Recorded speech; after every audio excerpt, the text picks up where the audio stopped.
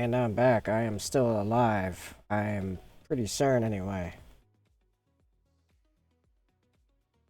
I mean, I could be proven wrong, but I think I'm still alive. Yeah. I know last week was a bit of a wash. Oh, and already having a weird pop-up, so I'm gonna ask what's going on. Okay, no, I think it's fine. Um, yeah. I last week was a bit nuts. I had to cancel most of the streams to take care of some stuff, but now I'm back. And yeah. Let's see if I can.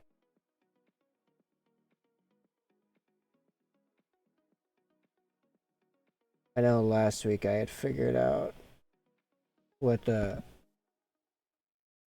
good lighting was so I could have max light for me and you guys can still see. This is looking pretty good. I like this. The white's not as stark, a little on the blue end, but everything else is coming in really clear. Yeah, okay. Cool. Nice. All right, let's get going. So we're going to be painting White Scar's arms. Anyone in the chat have a preference on chainsword arm or pistol arm? If nothing comes up, I'll probably just say the pistol arm because it's the closest to being finished. So I can almost certainly finish that in the stream. I'll give it like 10 to 15 seconds. I don't know. Um yeah. Music's kinda, oh, it's already like whatever that was. Sure. Yeah, alright. Cool deal. Alright. With the arm. The pistol arm. So we're gonna finish the purity seal, which I was working on earlier before I had to stop and take care of some administrative stuff. Um, Purity seal, then clean up a bit of the white on the pauldron. Then we're gonna do all the white armor stuff. That whole process. So I'm gonna use this brush. Yeah, Galactilo.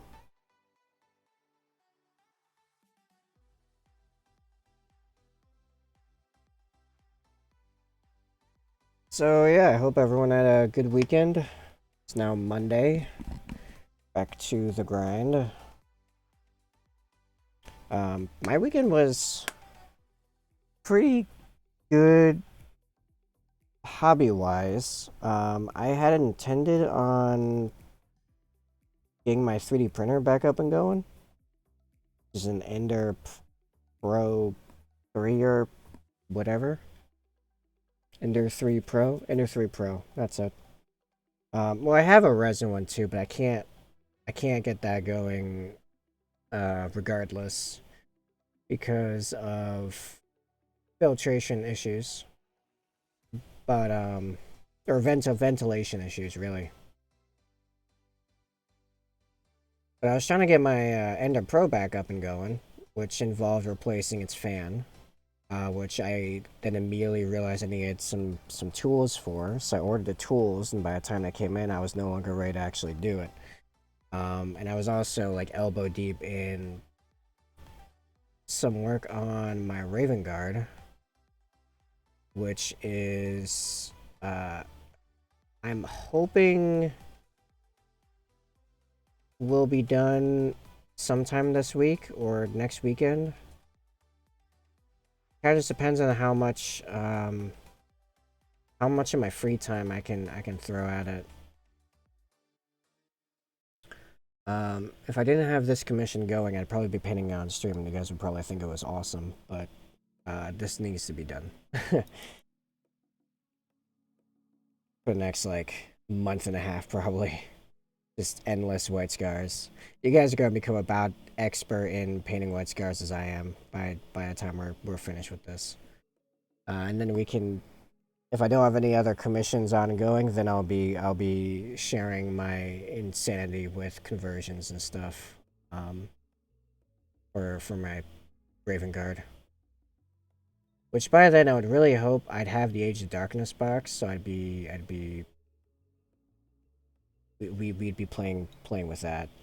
I just put a bunch of paint on. We're gonna wax seal. Let's try to rub that off and see if we can just move on. Maybe. Giving me a little bit of a struggle here. There's that's a little soft right.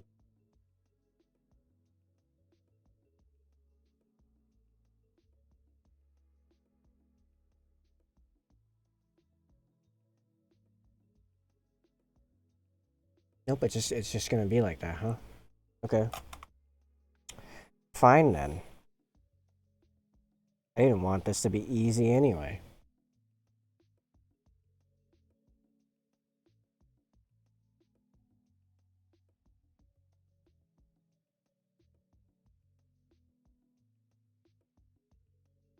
Also, let me know how this lighting is working out for you guys in both the chat and in the comments, as this will be on YouTube.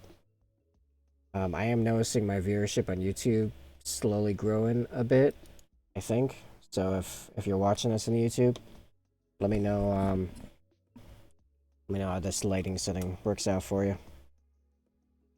So we next need Agrax Earthshade for the Purity Seal.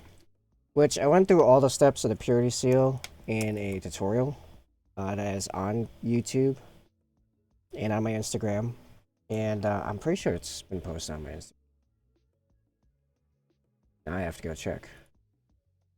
Yes, it's on my Instagram, on the YouTube. You can also find it in my Discord. So if you aren't following your chosen method of any of those, then well, you'll find the links in either the description of this video on YouTube, or you can put in the chat !_ links. Now I'll give you a link tree with everything. Which comes with a bunch of benefits, by the way. Particularly the Discord. Not only do you get direct access to talking to me at just about any waking hour Eastern time, but you also get to see some like work in progress stuff. You get notifications every time I go live, and you see all my uploads early. And for now, it's free. I can't guarantee it will stay free in the future. Now is definitely the time to join.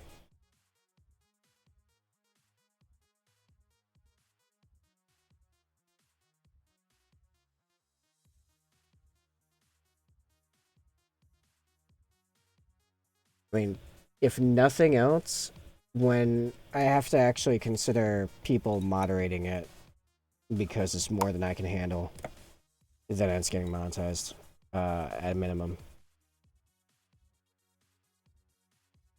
Or if it's just starting to take up like a crap load of my time, just like interacting with you amazing people, might have to do that then as well. Now, if you get it now, it will remain free for you, but if, you know...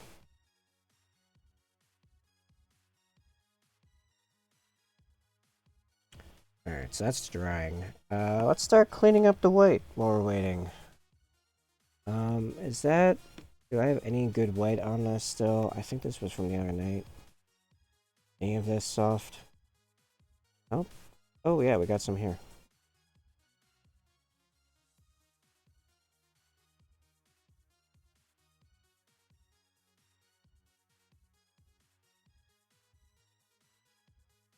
Not a whole lot of cleanup in here, which is nice. Hey, Butterfly. Yes, yes, what? Yes, yes, this song is, surprisingly good? That's what I was thinking.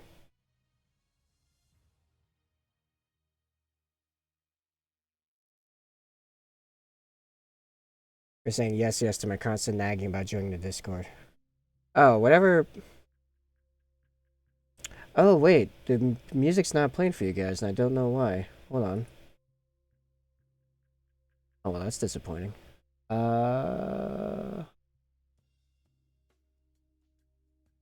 This I want to say is the correct input? No. This is what happens when I break down my entire laptop setup and then set it back up again. Oh, very bizarre. Why is it not playing the desktop audio? I do it through... Nope. Oh, wait. Oh, here we go.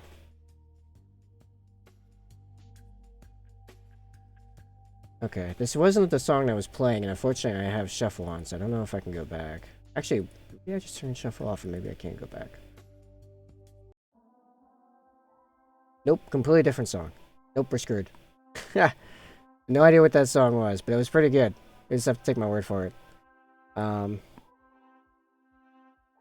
Used my printer, the resin wasn't bad, was rough when I took the lid off. Yeah, man, that's why I use a painting mask for that nonsense.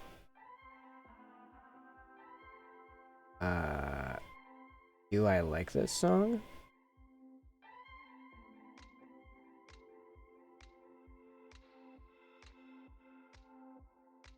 I can't decide. Anyway.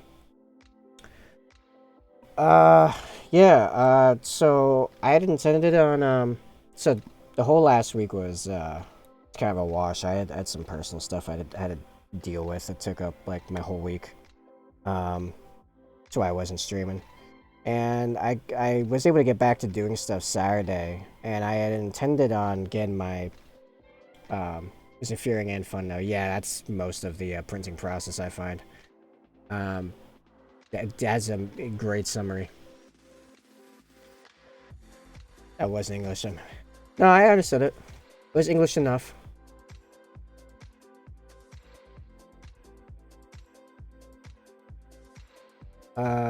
The...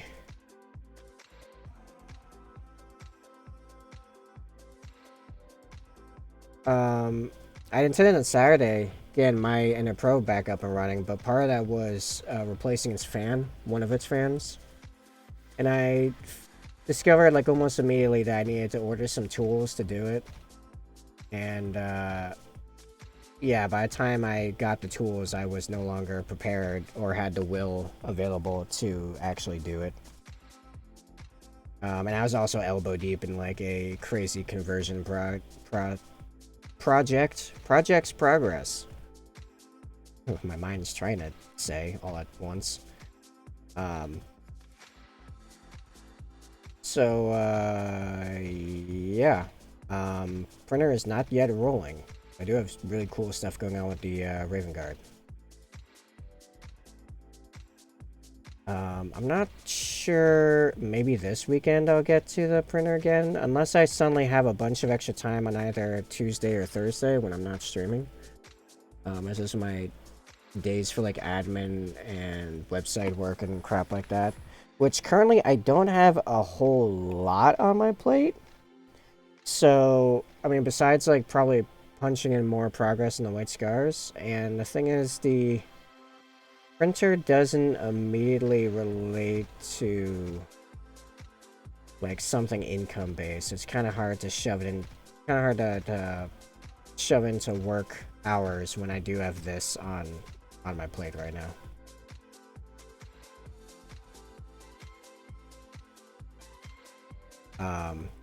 I just no, but this is, I will tell you in just a second once I fix this trim, or I try to fix it the easy way, and it is functioning.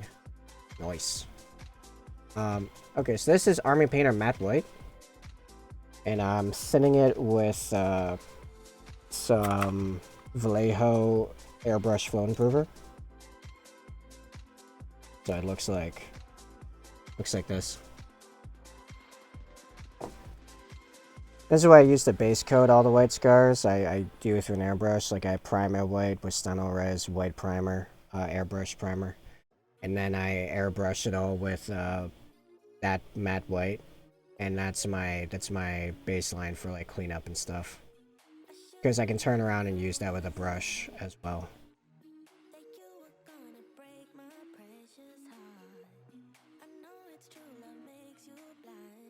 which also means that everywhere that I don't clean up is super smooth because it's through an airbrush. That's one of the secrets. It's not 100% the recipe. It's also like how I apply it, to be fair. Anywhere else I need to like clean up the white, like particularly? I think I did this pretty clean. It's like the rest of it. Not sure what that is. There's a tool.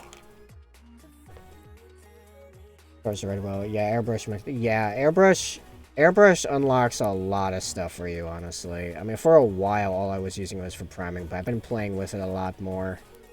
For like actual painting, I've got dried ink, X-Acto knife. I might just replace the blade. I got so many spare blades, and this one's tip is already broken. Yeah, screw it. New blade. I need. There's something on it where I can't reach it with my nail. Yeah, it's all about pacing with purchasing stuff. Hey, if you get good at painting, you can pick up what I've done for some of my purchases, which is painting for models. I've done that before. A lot of my vehicles, actually, I got painting for model. Painting for... Yeah, English. I think I speak it. Let's see. I've got a Rhino, a Land Raider, Redeemer, Crusader, and 2 box knots. Whose official name I forget right now. 2 standard box knots. Painting some Space Wolves a few years back. Because he just had like the kits and didn't want them anymore. I was like, cool, I even get them. Like, the box knots were already built, but the 2 vehicles weren't. So that was fun.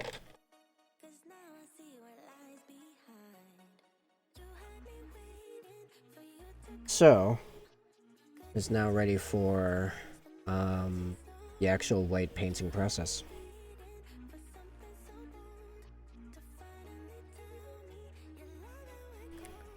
So, where I'm at now with purchases is I'm starting to come into a bit more money, and I'm wondering when do I want to pull the trigger and get the Horus Heresy box, the Age of Darkness box. Because I've been wanting that for months, and I'm almost at the point where I might be able to reasonably get it for myself as like, you know, a gift for myself. That I haven't really done anything for myself in forever. But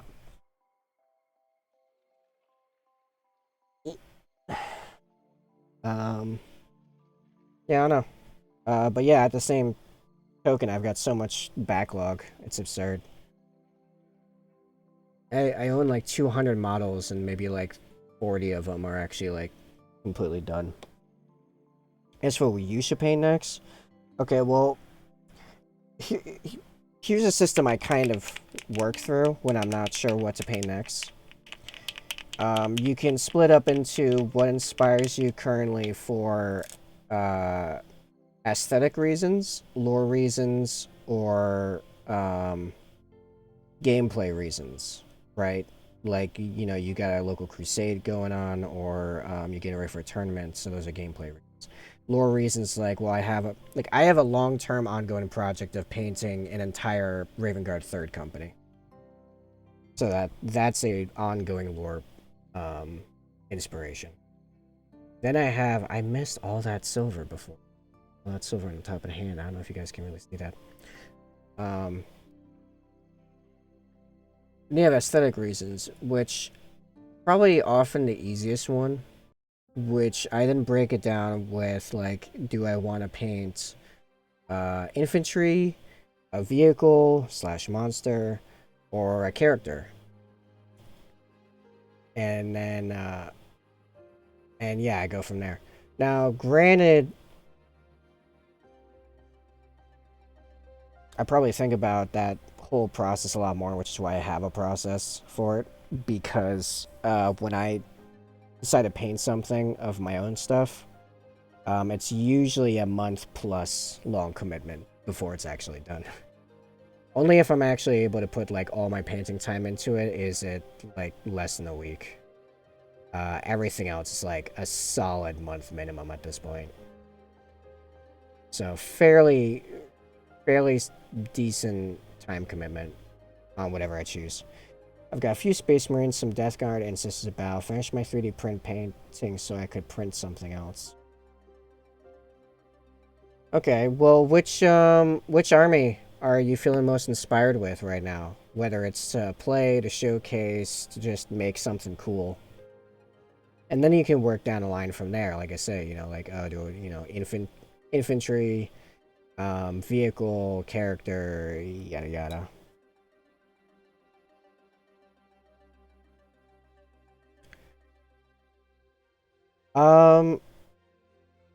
So part of it's the camera not picking up really well. It actually does take a few layers. It's usually an average of like three decent layers for it to actually cover something. And if you're trying to get super smooth, it can sometimes be more, but yeah, it's not as bad as some other whites I've used in the past.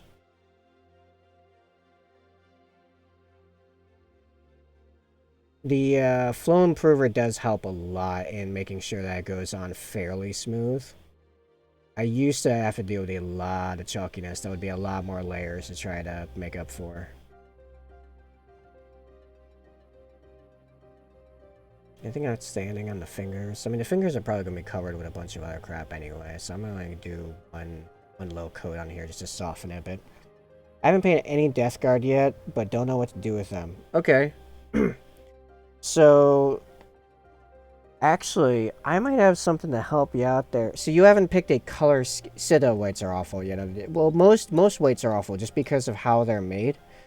They use titanium as the pigment.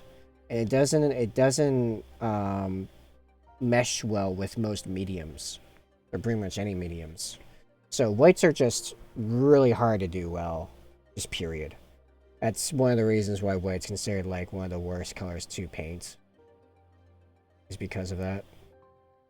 This apothecary white has gone pretty old and pretty air exposed over time, so it's getting really like really thick. I'm out of water. I added a bunch of water too.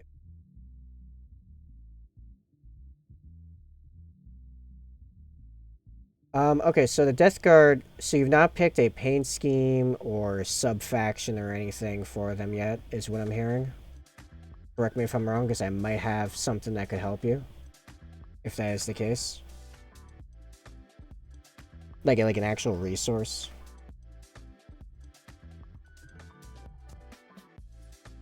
Because I'm a hoarder, really, is why. Yeah, okay, cool. Alright, give me one... Give me a second to finish the apothecary white, and I got some... We're gonna do some show and tell here. Faction stuff don't matter to me, really. Yeah, well, totally fair, but it could help with color schemes and stuff. I know for me, like, sometimes lore is why I make certain decisions when it comes to painting.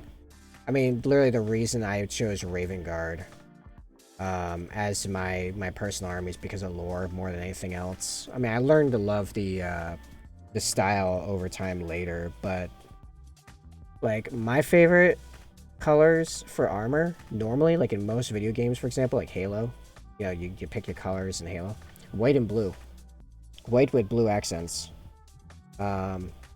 or blue with silver accents. Those would be my normal, like, go-to colors. Those are my actual favorite colors. Yet, I paint and play an army that is red and black. Because lore. Because the Raven Guard lore speaks to me. I also like their tactics. I like reasonable Marines. Without, you know, painting camo on friggin' Raptors. Because awful. I'm still not entirely over the experience of painting camo on my Luminaires and Phobos Captain like 3 years ago. Because I did them all in like, not, and also Phobos Librarian. All of them got camo, and I'm still not entirely over like that experience. Because I paint them all in like 6 eliminators, the captain and the librarian, all in like one swath of like the couple months after. That went out really freaking dark. I'm gonna have to soften all later. After Shadow Spear came out. Anyway. Alright. We're gonna yeah, the other shaders. Alright, that's the first shader done. I'm gonna get something. This might help you figure out color scheme here. I'll go off the mic for a second so I can actually get up to go and locate this.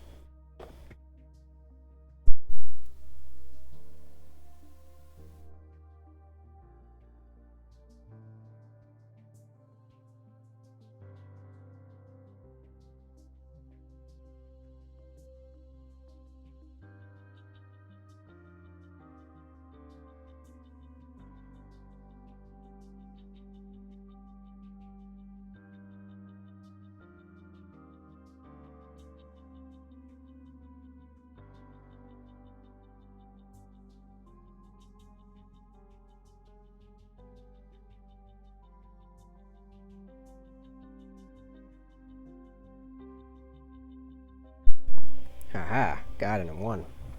I have here from the Dark Imperium box set,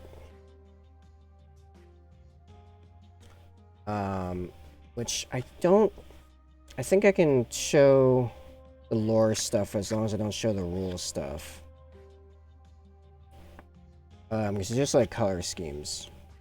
This is the booklet from Dark Imperium box set for Death Guard. Not showing any rules before anyone from GW wants to like hit me with a hammer. These are just like a bunch of different color schemes for different sub-factions of Death Guard with a little snippet of lore about them. Which those can give you a little bit of ideas there. There's also and you can search this up on Google, I'm sure. Additionally, this was based on roughly their original color scheme, their Legion color scheme. This is a Death Guard, the one Death Guard I've painted, which is one of the models from Dark Imperium that I've obviously greatly modified. This is based on their off-white, smeared white with green and bronze accents. And this was basically just pallid witch flesh with various layers of Skeleton Horde and Agrax Earthshade and Reichland Flesh Shade. And the green was white with this. Vallejo's game color. I don't know, it's all in Escorpina green? I don't know. 72032. You'll find off that. It's like a fluorescent green. So made a real vibrant green out of that.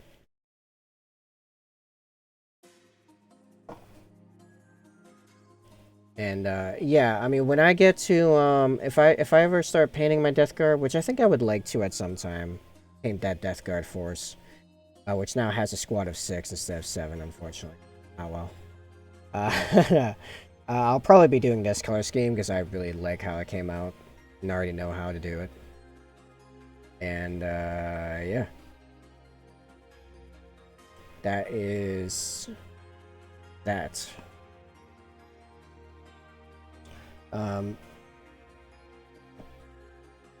Yeah, alright. Back to the White Scar.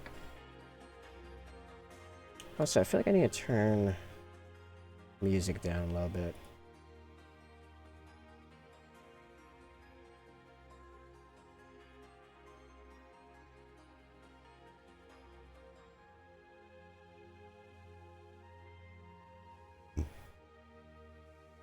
Alright, we're done with the Apothecary White. Now grabbing my mix. My shader mix. Fucking wire keeps getting in the camera.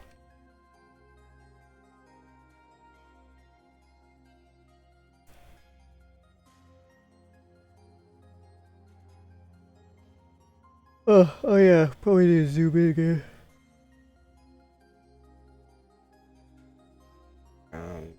Bearish?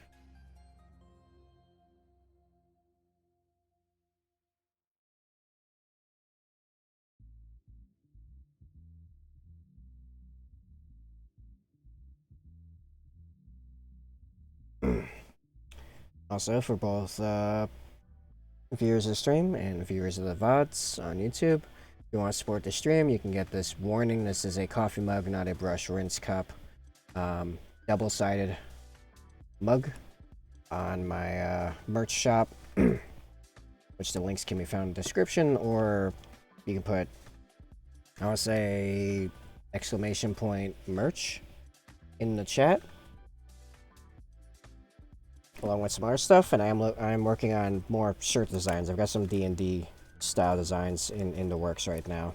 They're coming along a little slow, but they're coming. They're gonna be pretty awesome when they're done, I think.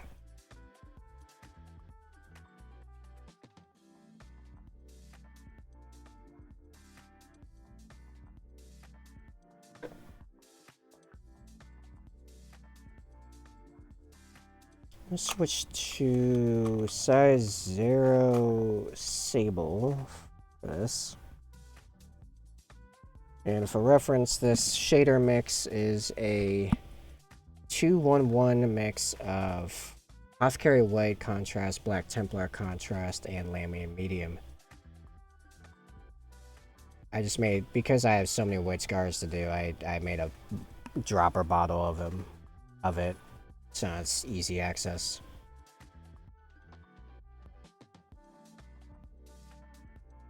What's interesting about that mix is that the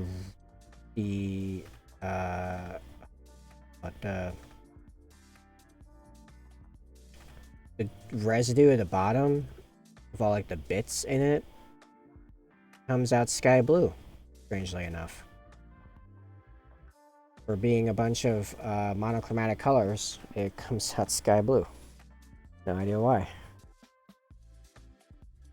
Very weird.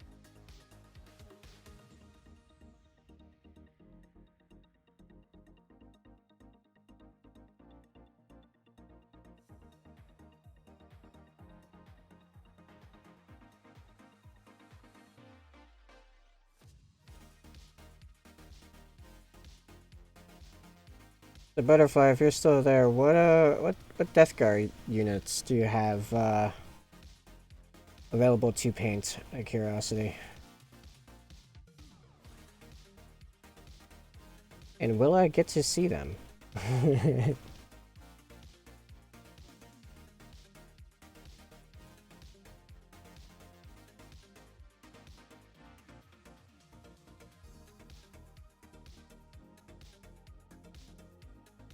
Ooh, that would... Well, actually, that's in pretty hard shadow right there, so that's probably fine.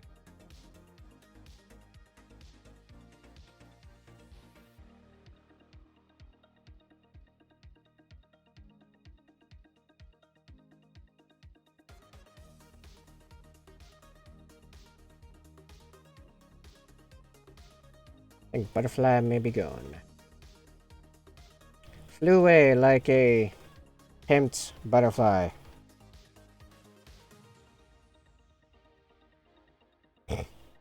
Fluttering on the drafts of whimsy.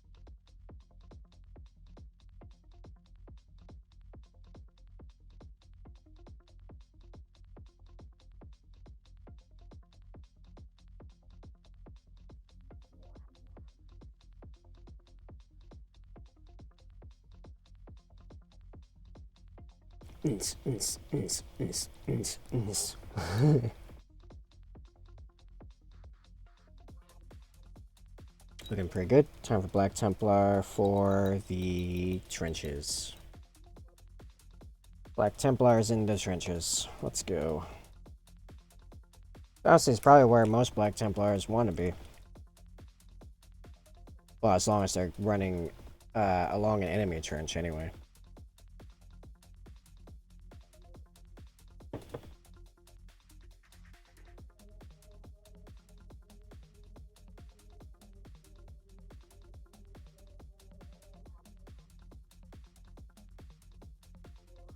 Alright, so contrast Black Templar.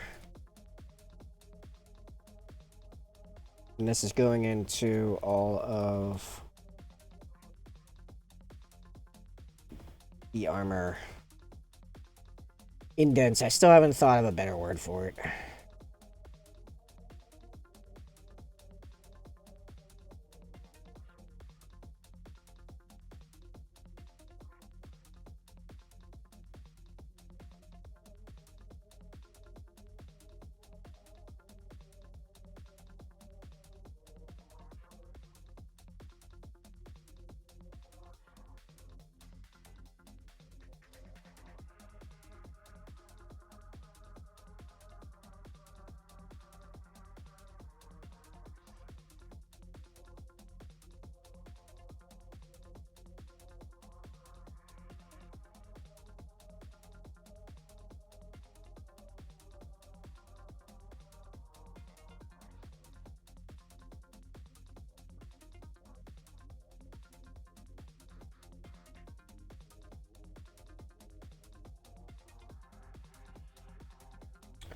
Other news, I'm currently working my way through the newest Siege of Terra book, the one about the Eternity Gate.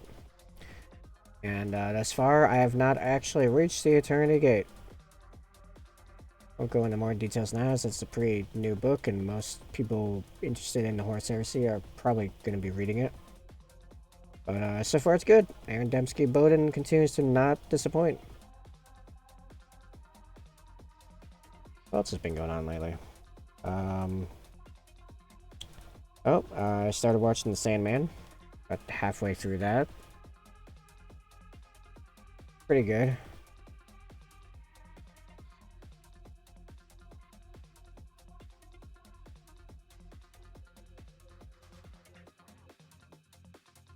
Those that like their dark fantasy, it's a pretty good pick.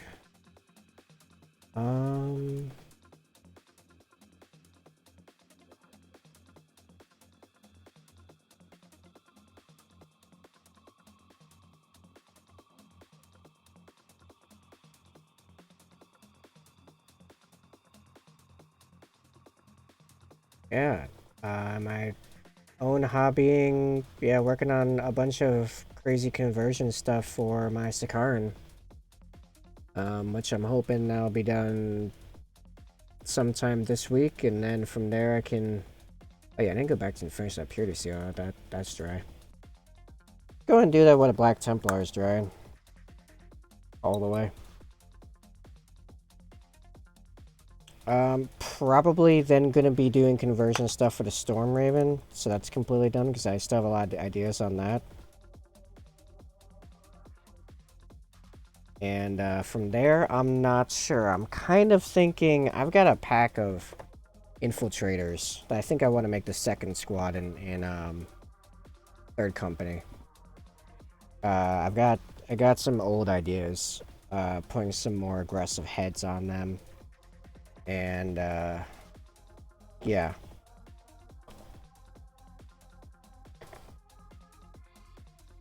However, I also have some third-party prints of some characters that I'd like to get to. So yeah, it's hard to choose when any project you choose is going to take upwards of like a month easy. So when you have all these ideas and then on top of new stuff you want to get, it's like, wow, what? It'll be easier when I finish these white scars because, yeah, barring any other commissions, which, by the way, I am looking for commissions. Do send me commissions. Don't think you're holding me back by giving me commissions. Just give me the exclamation mark commission. Or maybe it's plural. I don't remember. I should just set for both, just in case. That's what I should do.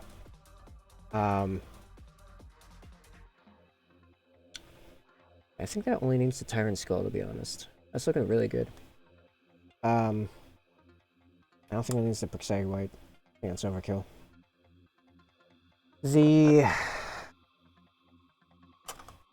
Yeah, if nothing else comes up, when I finish the White Scars, then I'll be streaming just going through the Raven Guard, which then all that stuff will be moving along way faster. Actually, there is one other project that might happen before that. We'll see. An old project. Also, I'm going back to Black Templar. I don't remember how this went last time I tried this, but I'm going to try the scripting on this Pure Seal with Black Templar. Maybe that'll work better because it's like more liquid.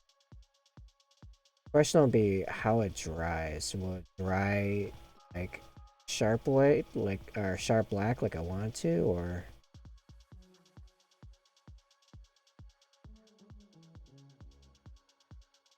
It's not collecting along the tip as I want it to.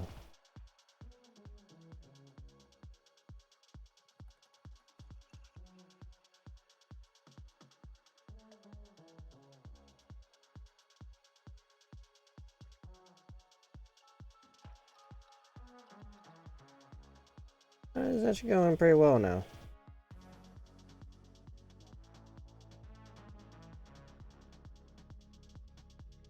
Nice.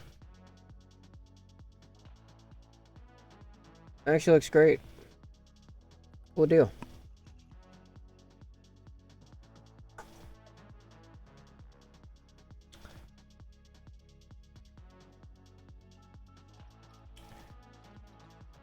Maybe, okay, here's what I might do. When I having a hard time making a decision on which Raven Guard thing to paint, I should put it up to you guys in one manner or another. I'm not sure if I'll make this like a... I don't have anyone on my Patreon yet, and I don't think I really will. So depending on where we're at in the community size, it might end up a subscriber thing on Discord. It might end up a thing on...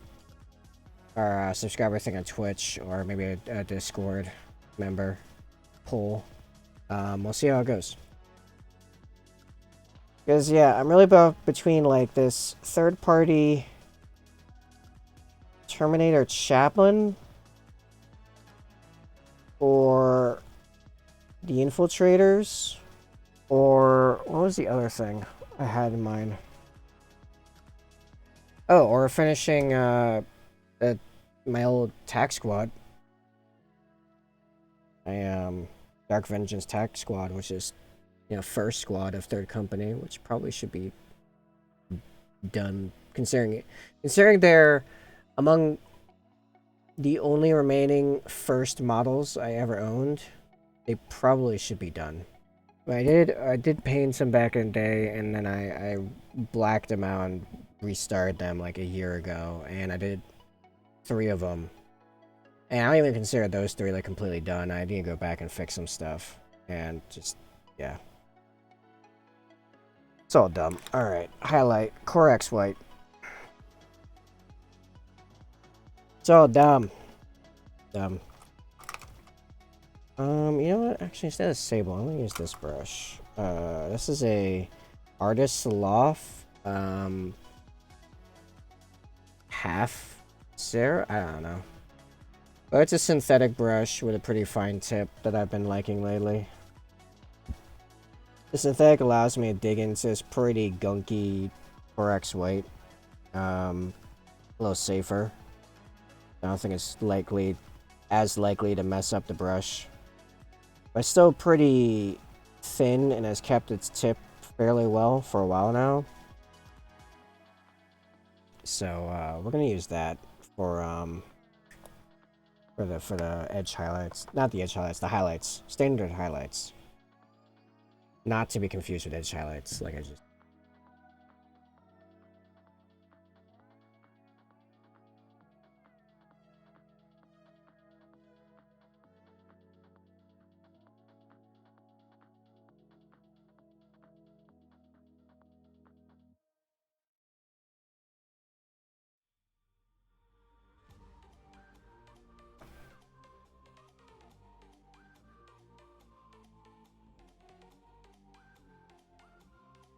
Use a little bit of water to thin it down a bit more. So it just spreads easier. I'm just gonna get all of the... like alongside all of the edges. That's the key, alongside the edges. I mean, yeah, you can get on the edges too. I mean, it doesn't matter. But the main part is, like, it needs to progress into the shape a little bit.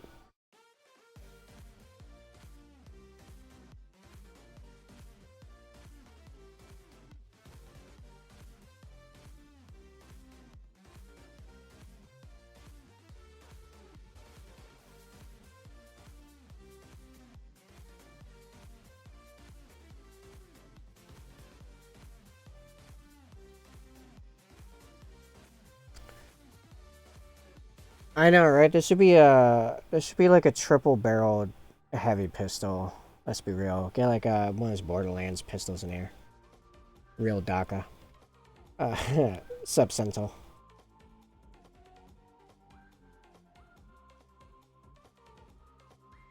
Yeah, exactly. You know, like the pistols the Gunzerker would use in Borderlands 2? Like that build. Like the 4. It's not basically what the hex mark. Am I thinking the right word? The right unit, the Necron like pistol dude. I don't know why I have no idea why the Necrons have a dude that's just like 6 pistols. Like, I don't know why it's a oh nice. I think Epidemic sounds like fixing my copyright issue. Like, why do they have a guy with 6 pistols? What's the problem that solves? You poor figure, why not? Yeah, basically.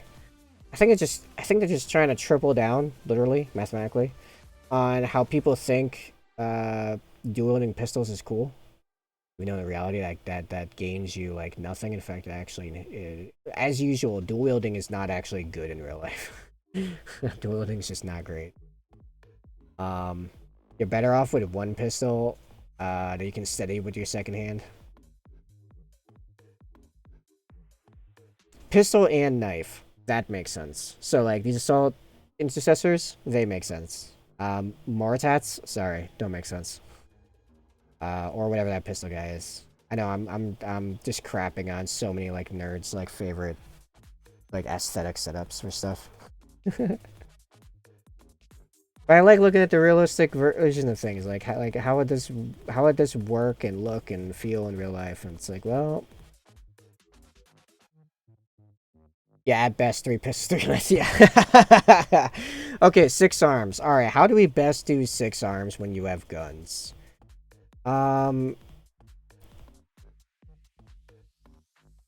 That's a good question. Like, what does 6 arms even get you in the first? See, here's the thing. Necrons started with 2 arms. We can infer this from the fact that, like, 98% of all their dudes have 2 arms. Actually, you might not need 2 extra brains. So there's been some studies lately that are showing that the human mind is actually perfectly capable of bringing on extra like motor functionality with very little difficulty. They tested this by making this device. I think it was MIT made this device that it was like a second thumb that would come out like this, like a strap on your hand and come out like this, right? And it would clutch like this, kind of like the Sangheili, the elites from Halo, right? And you would activate this by having this button you'd press in your shoe with your big toe.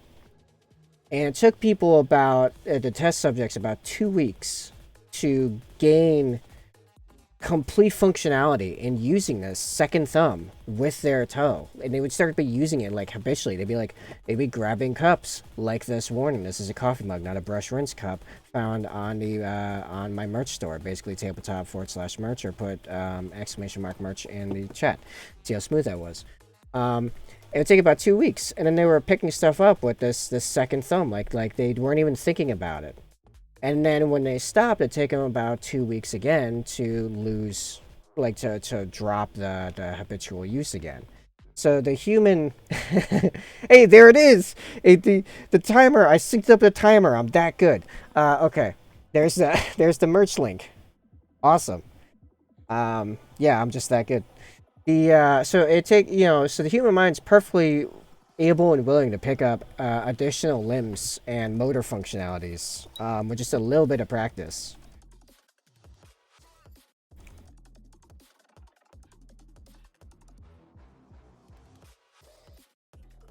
So I'm totally ready to go full Doc Ock. Let's just get like the big the big mechanical tentacle arms, so I can do a bunch of things at the same time. There's all my timers just all at once. Yeah, we're about halfway through. That's about when they all trigger every hour. All the timers synchronize effectively. Anyway, the so all right, 6 arms. I don't think you'll need extra brains to do 6 arms. So what does 6 arms get you in combat? So probably.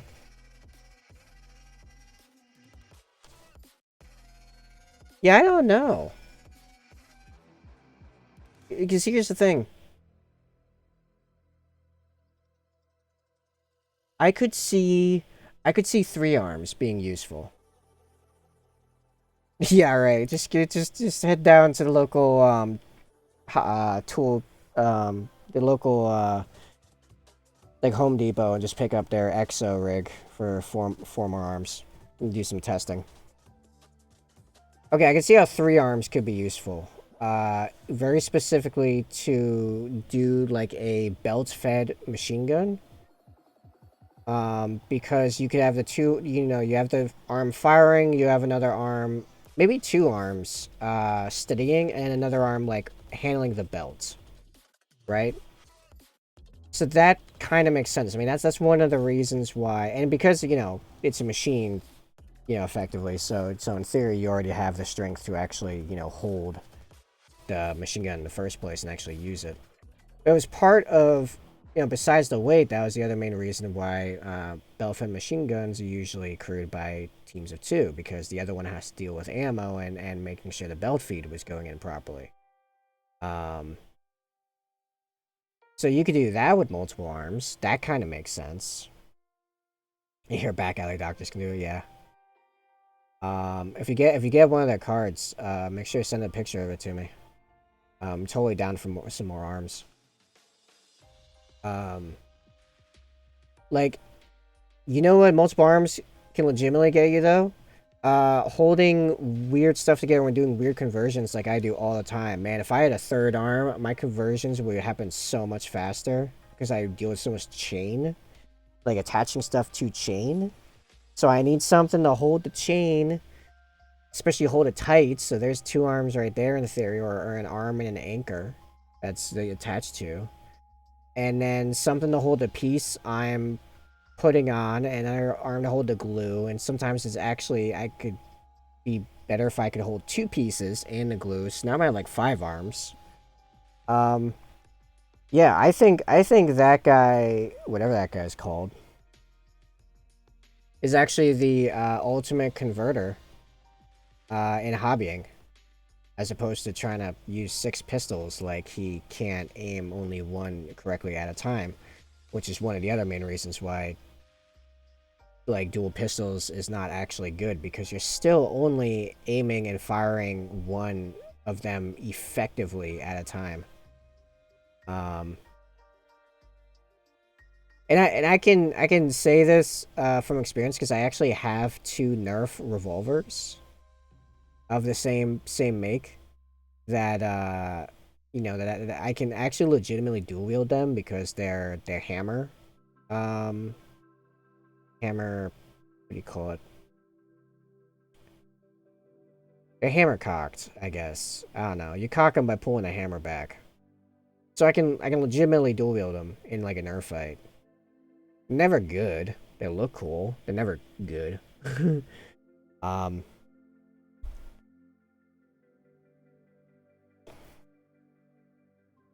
All models able to put together it's 3 miles at a time, or 1 monster really quickly. Well, again, that's the thing where, like, you have to be able to see what you're doing and your mind to recognize and finally control what you're doing. Your mind can move stuff that wasn't inherently on your frame, yeah, but it can still only focus on one thing at a time efficiently. You can do really crude tasks, like lifting something and putting it down without looking at it, and kind of get away with it while focusing on something else. Beyond that, not super really. So, like, it's the classic the mother holding the baby while also, like, on the phone having a conversation while also pouring like a cup of coffee, right? Like, those are you can kind of get away with, because those are actually using different centers of your brain in the process, using your hearing, and you're kind of just holding a position where you are, and another one's doing a motor control. These are 3 different things, you know. More more eye stalks. That might fix that. We're not sure. We have not yet had a Triclops to play around with that, to be sure. Even though you put multiple, like, I have multiple screens right now. They're not linked into my head yet, so I can't actually focus on them at the same time. So the results are inconclusive on that end. Alright, so I need... Something happened with my light. It's been, like, migrating, like, away from me. I want my palette closer to me. Alright, back to painting. White Scar. I need to get some White Scar in here. But, yeah, I think all those cybernetic nonsense like the Mechanicus does is kind of possible.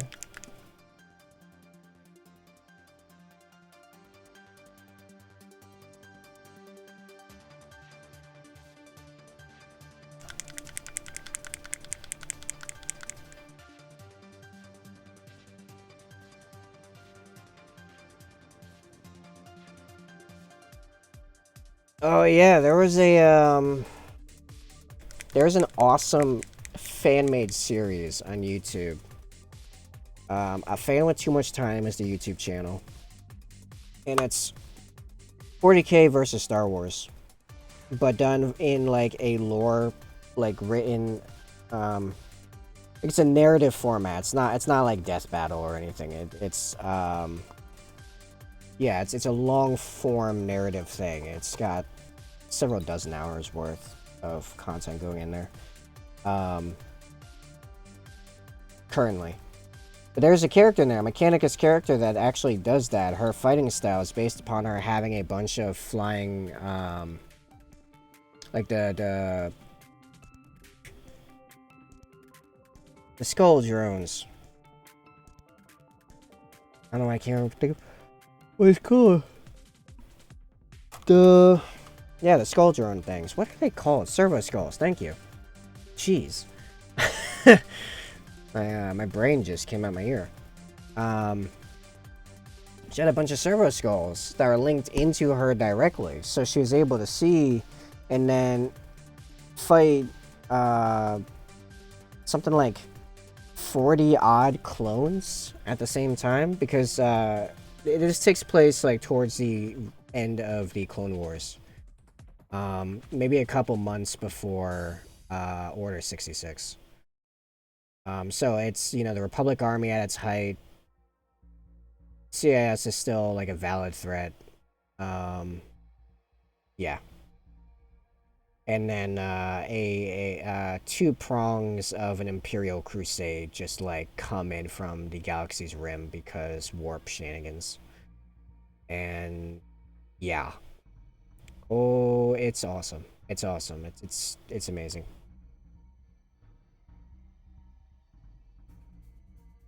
It's also really funny because right before that, like the Mechanicus is the tech priest. She's like, "Oh, you don't understand. Like, you're like you're a threat vector of like to the clone commander. You're a threat vector of like a 3, and your clones are a threat vector of like 2." Then she's like, "I'm a threat vector of 6," and then just starts tearing them apart. It was amazing. She's like basically made of magnetically cohesive blades. Uh, just moves super fast. It's just like just a storm of just, yeah, blades.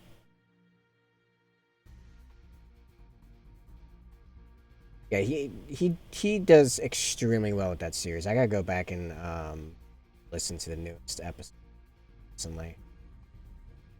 It's really really good. He does a really good job of presenting both settings correctly and fairly. Like he does a pretty good job of not favoring either over the other.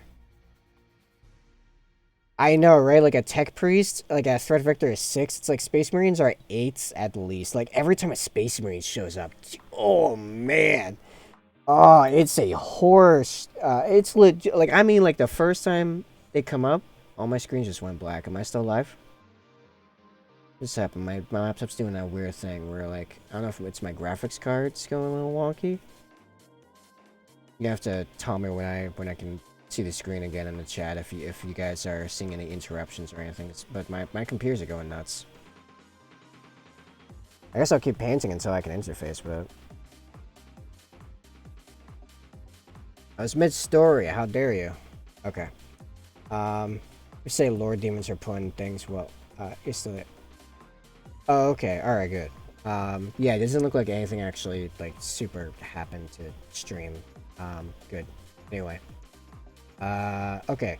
So yeah, the first time Space Marines show up, it's literally horror. Oh my how many of my cameras are messed up? Okay. My painting cam froze.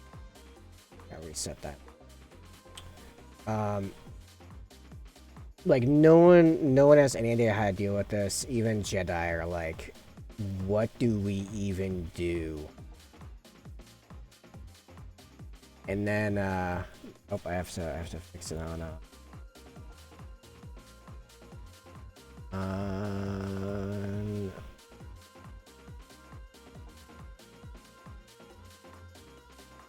connect now. Plug, replug. I am almost good. Yeah, I don't want to spoil too much, but like, I'm sure you can think of certain things in the lore, and it's mostly Imperium, to be fair. At least right now, mostly Imperium. Because I mean, if you introduce like the Tyranids, like suddenly like the whole like the entire Star Wars galaxy just like ceases to exist, like immediately. Did yet? Still not sure it's connected.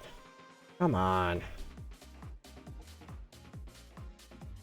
I was in a good groove. How dare you? Just random, too.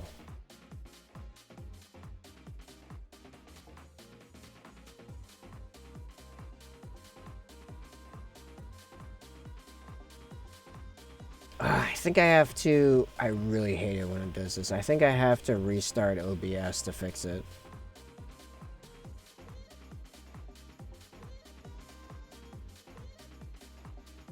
Oh yeah, the Force and the Warp are effectively considered, like, more or less the same thing?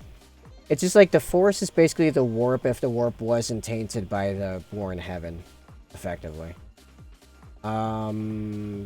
Yeah, I think I have to... I think I have to restart the stream. I have to restart OBS to fix my... to fix my painting cam. Okay, I'll be back in 1 minute. Bear with me. Just stay on the same window, and it should just port you over.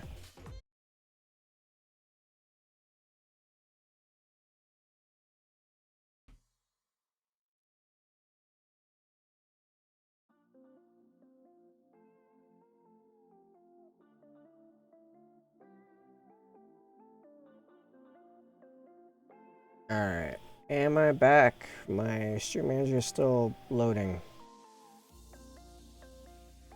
I hope I'm back.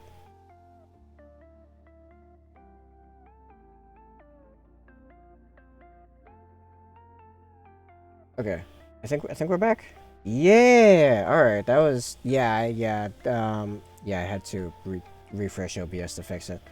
Okay. Yeah, so the Force is like kind of seen as the warp, but because it's a different galaxy, then it's not been tainted by like the War in Heavens. It's not complete, you know, horrific garbage like we're used to. So yeah, but you get a lot of the favorites. You do get some man, I don't want to even saying some of the different things that show up is like effectively spoilers, because some of the fun is just realizing, oh, these are here now. This is gonna be amazing. Also brutal for one faction or another. And it does go both ways. There are things that, you know, from Star Wars that can just wreck 40k stuff. Not as often, but they do exist. Including some very, like obscure lore stuff. That's just awesome. His deep knowledge of lore is just amazing. Yeah, totally encourage anyone interested in that to check out A Fan with Too Much Time, all one word, on YouTube. Absolutely worth it. Great fodder for painting, honestly. Speaking of which, Senso, what are you painting? Like right now, you better be painting. Better be painting something. I refuse to hobby alone here.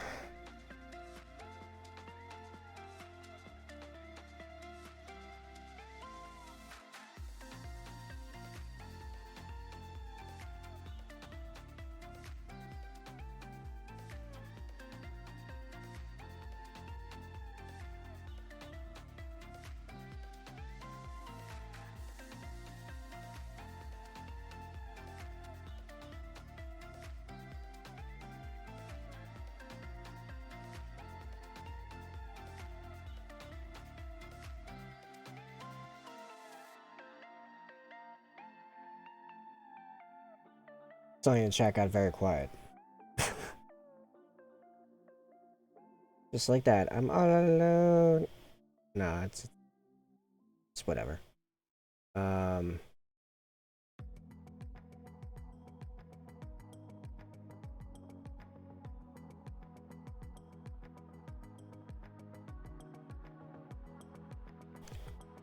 So yeah, I'm thinking by tomorrow this specific model will probably be done. Oh, actually the bigger issue would be Tyranid Sarlacc. Imagine if the Sarlacc was a Tyranid. That'd make a lot of sense, actually. I'm still here, working my Slaves to Darkness. Nice.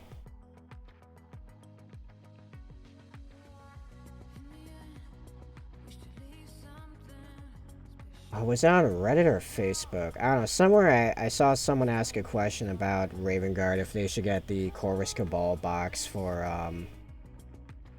Raven Guard conversion fodder. Like if that's a thing. And I'm like, in a word, yes. And it's just like a half dozen like pictures of my stuff that I've just tribalized the crap out of using that stuff. Rancor Tyranids. You know, honestly, the Rancor does look kind of like a Carnifex. However, that being said, we know that Rancors are actually fairly intelligent, empathetic, and, like, can bond to, people fairly, you know, fairly easily, actually. As, reaffirmed in the Book of Boba Fett. But also, like, that's been in the lore forever. Like, even in episode 6, when I first made episode 6, that was the thing. Like, yeah, it's a brutal monster, but actually it's a pack animal, so it can imprint on humans. So while the Rancor looks like a Carnifex, it logically could not be a Carnifex. And what's funny about that is, like, I don't know if the Tyranids would actually gain anything really from eating Rancors. They already kind of got all those tools already. Like, they don't really add anything special. They're just Star Wars' Carnifex, except people can ride them.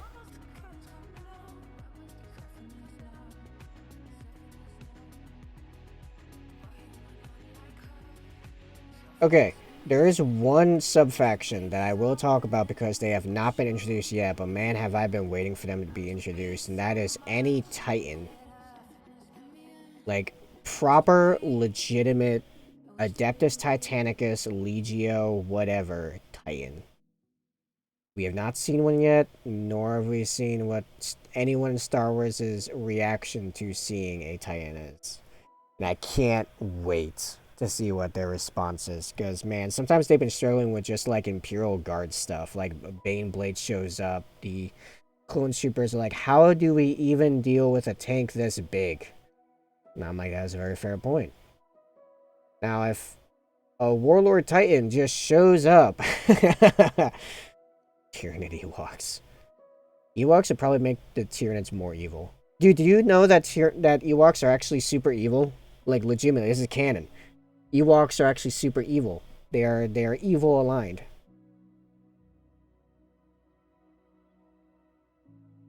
Yeah, it's amazing. The cute little teddy bears that actually have a mini series about how they're really cool are actually legit canon super evil.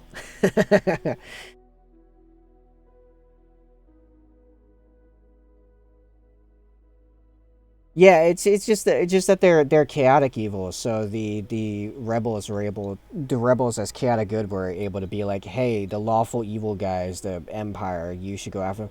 Although to be honest, most of the Empire, like 98% of the Empire, is actually lawful neutral. No honesty, like this is something. Here's the thing: George Lucas writes a cool space opera, but he is bad at both A, philosophy, and B, like uh economic slash political stuff. He's bad at those.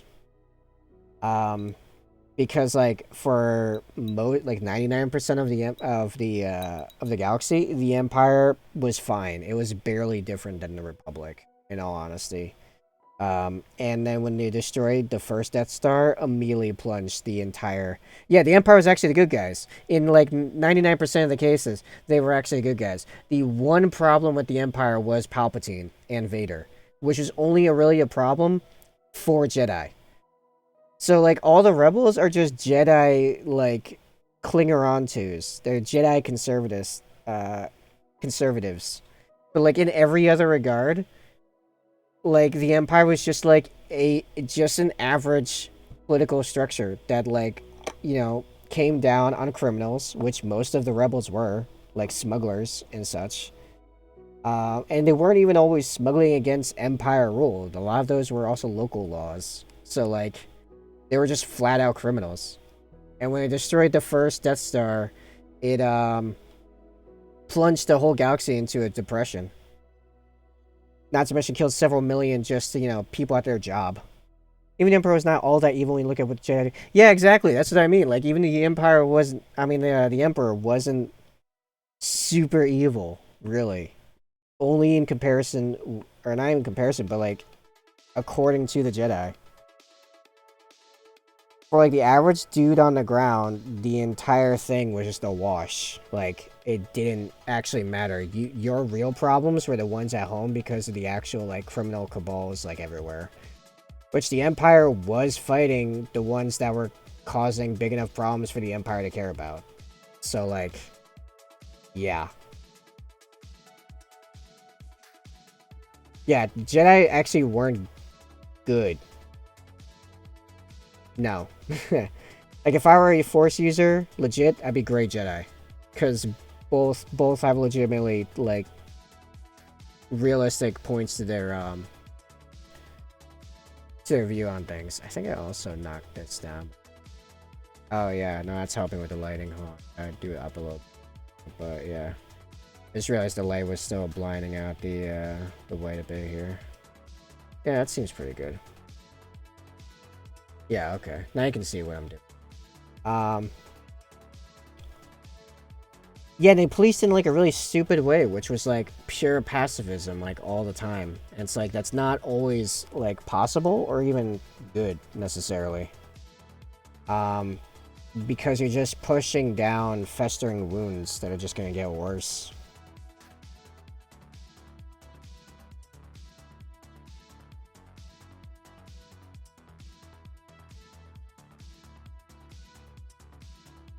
They were also really unhealthy just to their own members. Like, hey, suppress all your emotions and have no attachments. Wait, what? That's not healthy. We need our healthy attachments and balanced emotions. Yeah, Grey Jedi is where it's at. I should balance the Force and balance myself. Alright, so the next step is clean up the pauldron a little bit, because that came out a bit dirty, and then knock on a transfer. And yes, the red is actually highlighted, just the camera's not picking it up very well. You can kind of see it, like, from that angle. But yeah. You can have kids, but you cannot be attached to the family. Yeah, that was a really weird one. Like, what was the... Why? Like... No, that's not how that works. That's genetically imprinted into you, which is also your, like, logic for the Force is based on genetics as well. So, like, you can't just throw genetics out.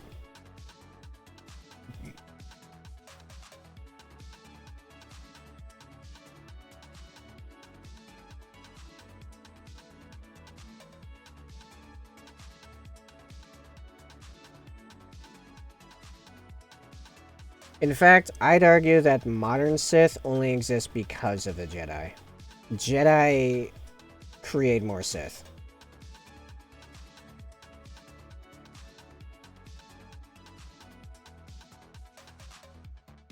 It's basically one of those things of like when you try to ban something, it just proliferates that thing more.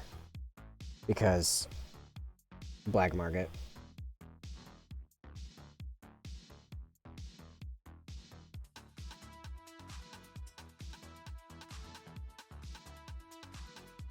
They're saying, yep, you can go out, sleep around, and go tell your significant other that you need to go out and buy some milk. Yeah, kinda.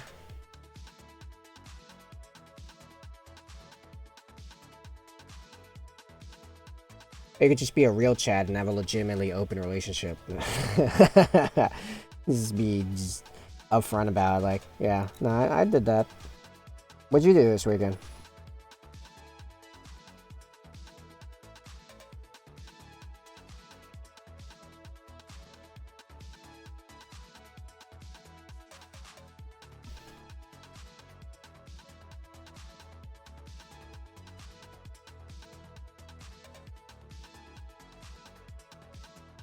I mean, I've not listened to him enough or listened to him talk about those points to know for certain. I'm going off my own personal experience. Like, I've done that, but it's open in both directions, at least in the ones I've been in. It's all about communication, though. Honest communication. If you screw that up, then the whole thing's screwed.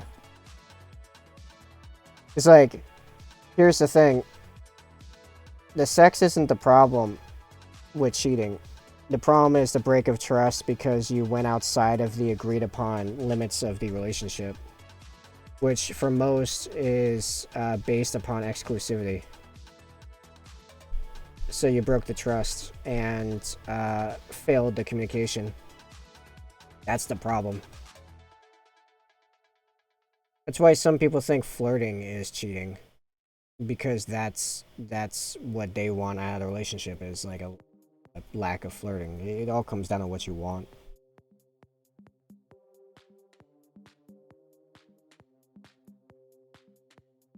Yeah, but what the Jag going by is that there's no connection. Yeah, so it's a complete mess. At that point, because there is no standards or communication or anything. Even though that's complete bullcrap, because like almost every mate, like, no, in reality they do have connection with each other. They can try to deny it, but they definitely do. Like I've been watching, slowly making my way through the Clone Wars. And yeah. Nah, I mean, if you're friends, if you consider each other friends within the Jedi Order, guess what? You have a connection. That's called a connection. If you care what happens to the other one, you got a connection. I don't care if you're a Jedi Master, if you're on the Council. Like, Kit Fisto likes everybody. Like, he's like everybody's friend. That guy's got so many connections. He's actually fairly upfront about it, too. Like, Kit Fisto's kind of a baller. Yeah, it's really dumb. The entire precipice is just ridiculous. Or not precipice, precedent is ridiculous. It's not realistic.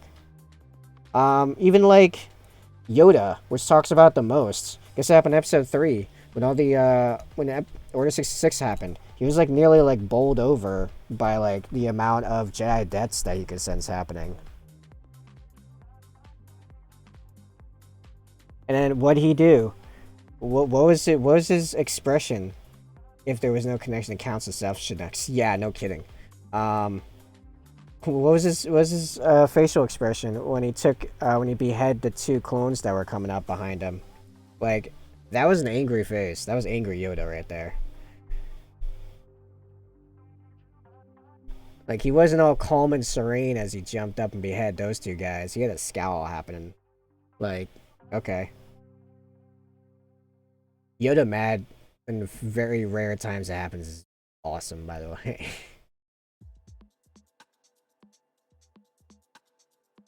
Yeah, no, the Grey Jedi makes so much more sense. I mean, the Sith kind of makes sense if you're a sociopath, psychopath type. But, like, generally speaking, the Grey Jedi is where it's at. I think this is good for a transfer.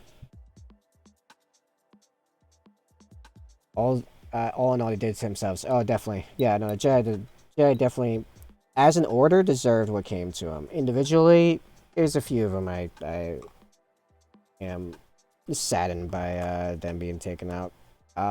Not Ki-Adi-Mundi. Screw that guy. that guy's terrible. That guy's a monster. Microset. Here we go.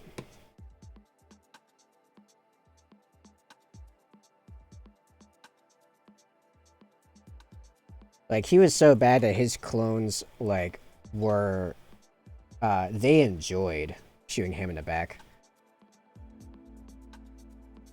They went too far on a lot of things. That's the thing. It needs to all be in balance. Have your emotions, feel them, don't let them control you. Don't let them make the decisions.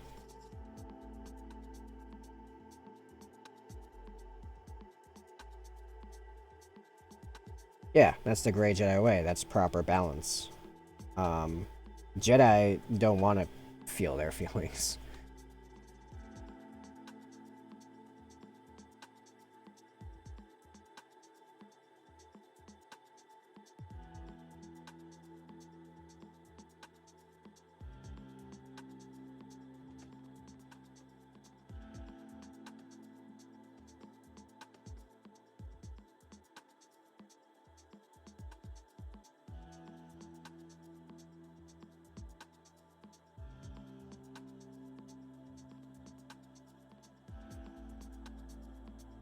Alright, so now that we've been dunking on the Jedi become numb and dumb, Sith become too emotional.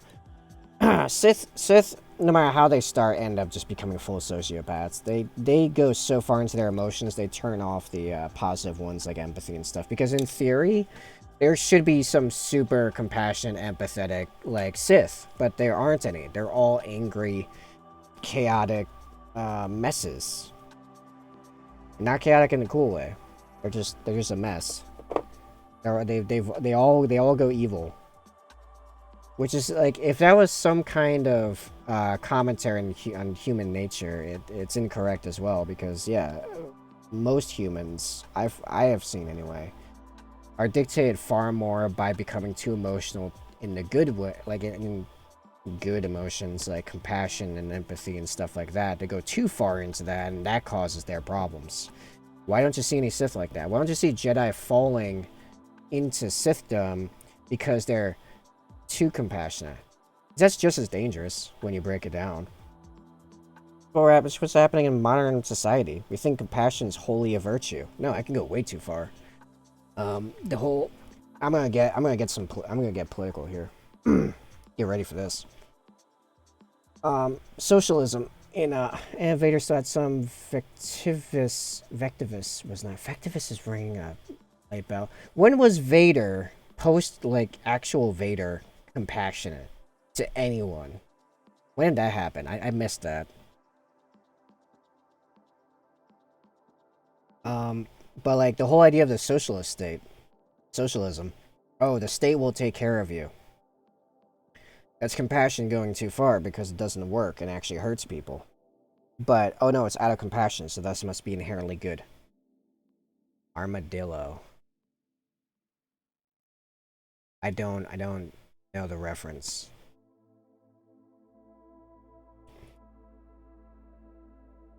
Hold on. Vader Armadillo.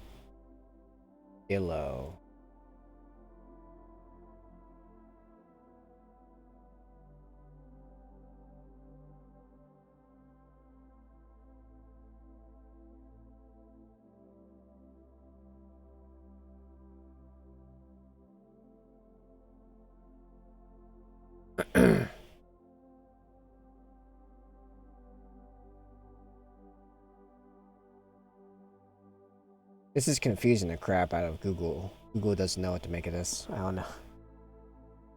Oh, armadillo. Okay. You put armadillo. I'm like, what? Armadillo. Yeah. Yeah, but that wasn't even to begin with. Here's the thing. That was a toxic relationship to begin with. Anakin was not mature enough for that, like, ever, in his life. He had way too much insecurity, possessiveness, a half dozen other problems.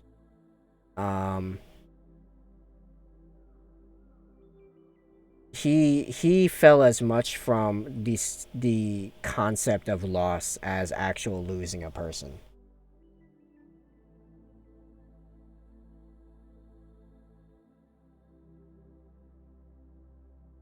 Man, now every time I think of Amidala, I'm gonna think of Armadillo. Thanks. That's just ruined Amidala for me. I'm gonna have to find some memes of her like Photoshop with like an armadillo nose. Great. I'm now gonna have to ruin this for other people. Yeah, you spread the virus. Let me return the favor. Just look up Diggy Diggy Hole for a second. Let that get stuck in your ear for the next 3 months, and soon you'll be shouting out the call. Okay, yeah, you already know it. Yep. So you've already been ruined. I've ruined a few people for that. With that.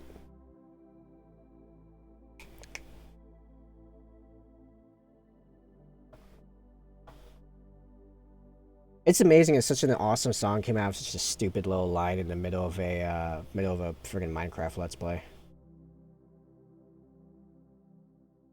Like, you know the history of the song, right? Like where that came from.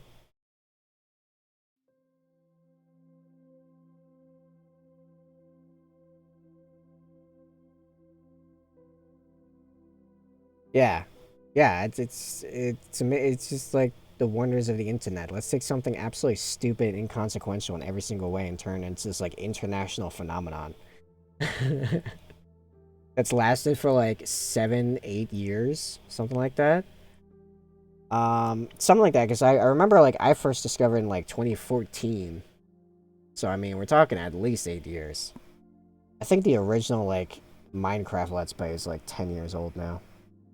Speaking of which, speaking of 10-year-old Let's Plays, I've actually been going back lately and watching some of the old Rooster Teeth Achievement Hunter Let's Plays, like some of the originals, because I used to watch them religiously, like every day. I'd be up to date on like all their Let's Plays all the time.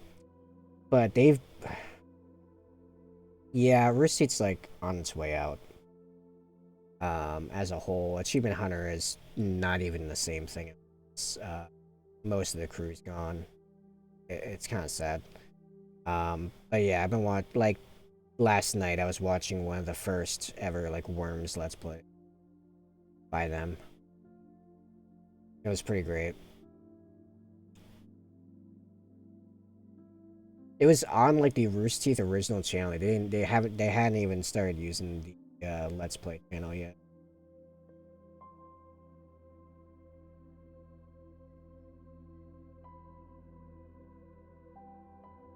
But yeah, it is looking like Rooster Teeth's time has come and gone. I need it fixed up.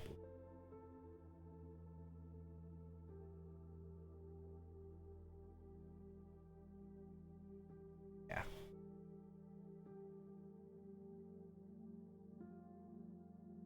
That song is like too emotional for this nonsense. We gotta move along.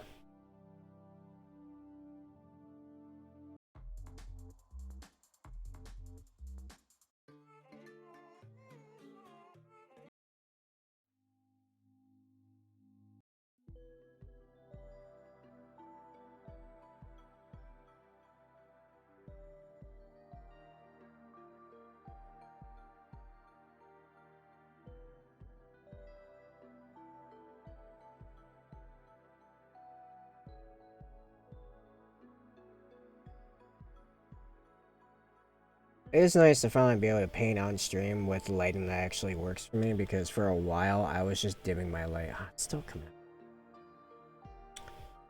This is all the way down. There we go. I would just dim my light a bunch. It would actually start becoming hard to see towards the streams.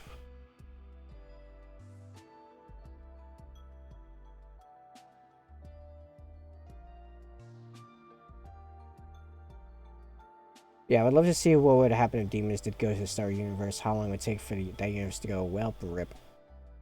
So here's the thing. I don't think demons would do that well in the Star Wars universe, because they don't have any fuel source.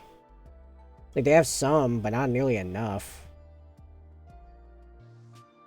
Not enough for the crap they get away with in the 40k universe.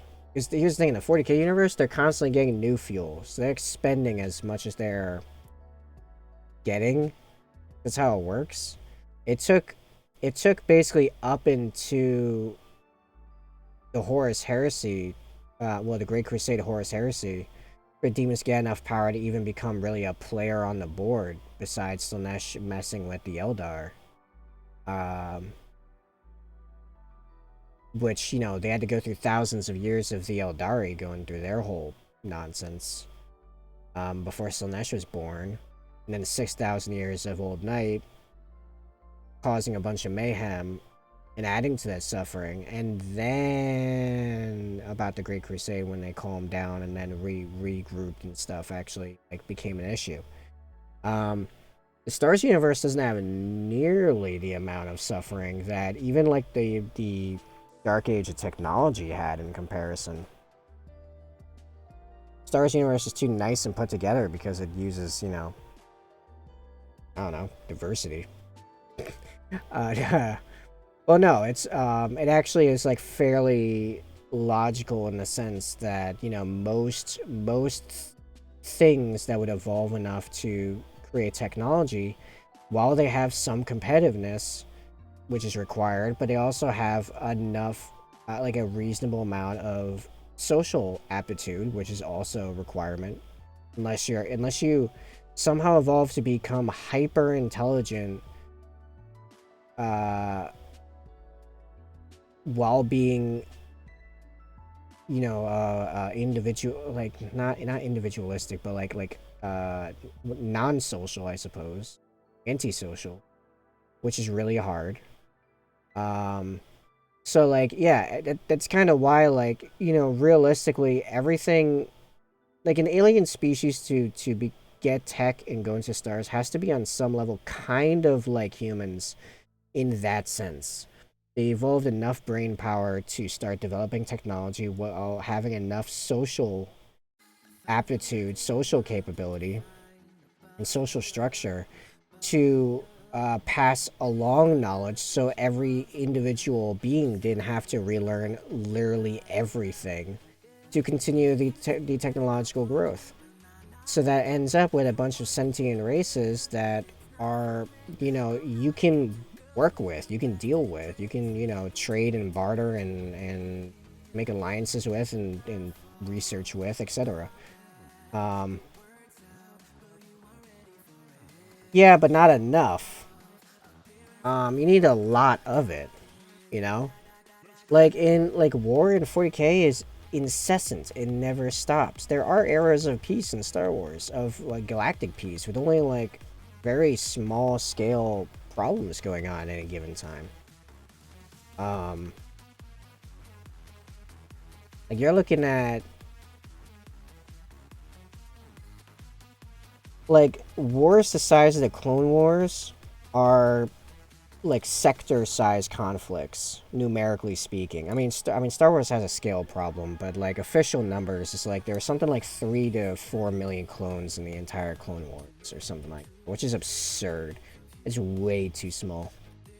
Because that's fewer troops than were in World War II. That's only twice as many clones as there were men involved with D-Day. One battle on Earth, in one region, on one continent, like within one country. Like, it's not enough. But I mean, even 40k doesn't give the scale right. The scale of 40k should be way larger. I actually love talking about that whole concept. 40k has to be huge. In numbers, way bigger. You're talking like using powers of 10 in occasion, like logarithmic calculations for numbers. That's something to keep it flowing. Mind you, we are talking about a case of demons already exist, just adding fuel to the fire and corn would probably be the first to enter, followed by the others.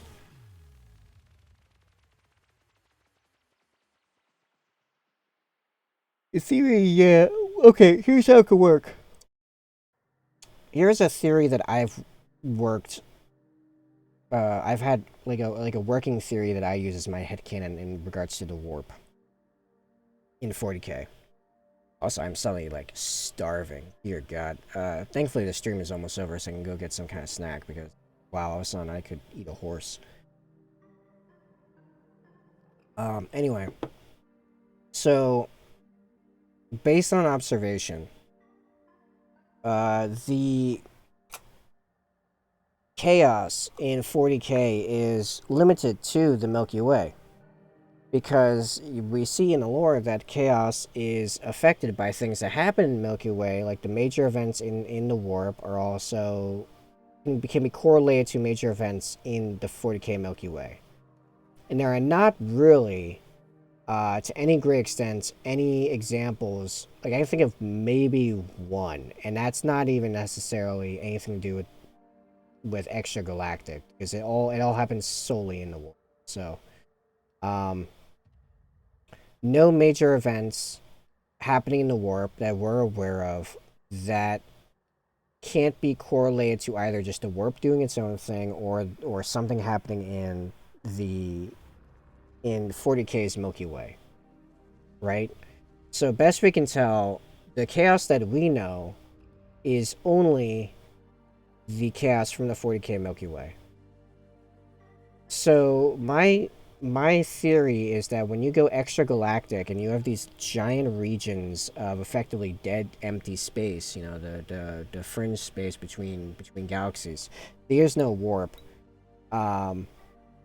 There like the dimension exists, but there's nothing happening there. Like the territories of the four chaos gods are within like a big ring surrounded by this unpassable nothingness where they can't feed off anything, so they can't split out there. You know, AOS also has just straight up magic, as far as I'm aware. I don't know AOS super well, to be honest. But on some extent, I find like I know 40K is a little bit more based in logic and is less a straight up fantasy realm. You know what I mean? Like it uses the actual Milky Way. It uses some very fundamental scientific concepts and historical basis for its logic. Not saying science is great or anything, or that half the science, like half the tech actually would work. I'm just saying its core principles are somewhat grounded in reality. So my theory is that if you were to go to another galaxy, like let's say you pull a Mass Effect Andromeda and jump to Andromeda Galaxy, and they might have the warp and it might have gods, but they're not going to be the same. I don't think they're the same gods. I don't think they have really any connection whatsoever. Besides maybe some of the same repeating concepts, because those are concepts intrinsic to all life. But I don't think, for example, because the War in Heaven was a Milky Way event, that like I don't think they'd be horrific corrupted parasites like they are for us. It would be a wholly different pantheon. Yes and no, that's the kicker, since AOS is grounded in magic 40K science, but they have connected 40K. They have not. They've actually explicitly said that they are not connected. Like they are two separate things that just happen to have the same gods. Like GW's come out and said that on multiple occasions.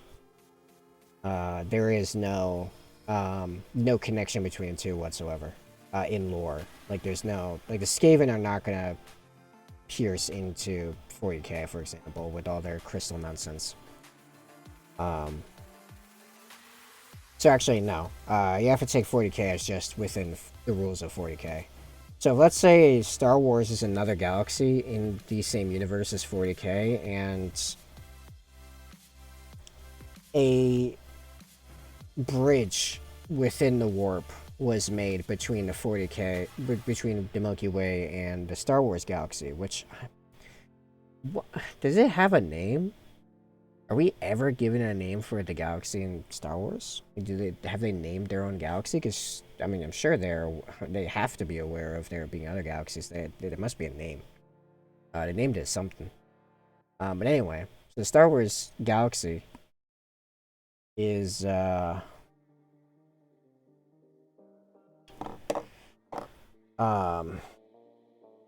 a mess now.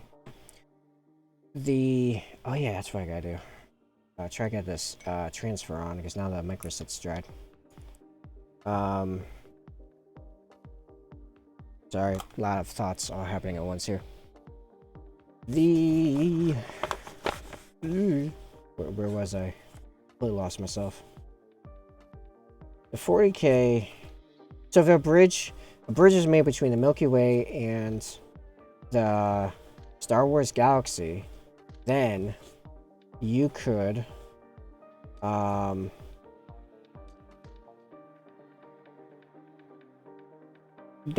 make the argument for the Chaos Gods being able to bridge over and interact, because they have a way of crossing the void, as they have just as hard of a time crossing the void as we do in that extent, in my theory.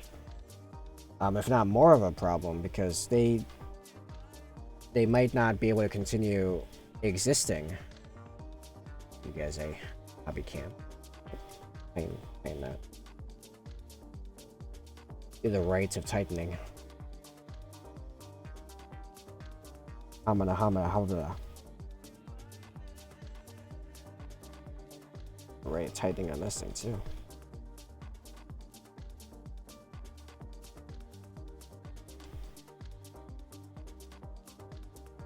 Yeah, I think if you took a large demon force of, say, Chaos Undivided, so you have all 4 involved and then a couple, you know, free agents. I was gonna post something that was actually in a fan called. Well, here, going to. Okay, I mean, yeah. Or if you're in my Discord, you can post it there and I can reference it as well.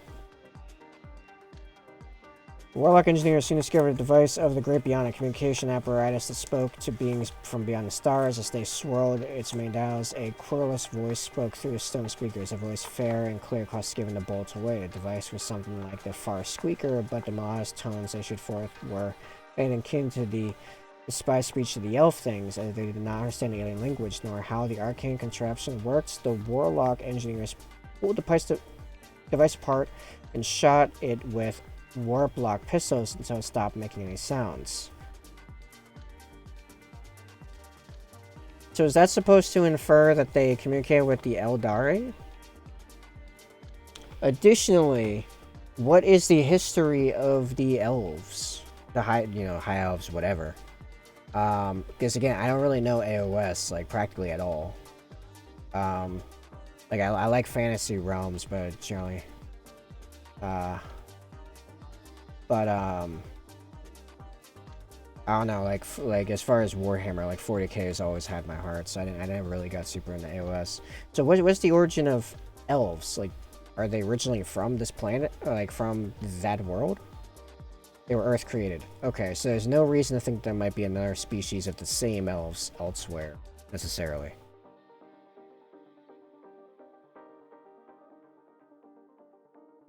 Right, okay. So they're kind of...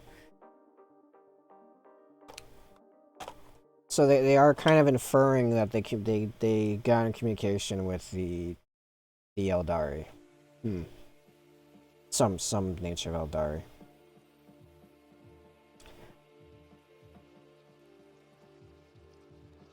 Simultaneously, though, in theory, we could get, if we got a reference of that in a 40K something or another. Plus, even older lore had Skavens open a rift and pull out a bolt gun. Get me a snippet of that. Opened a rift and pulled out a bolt gun.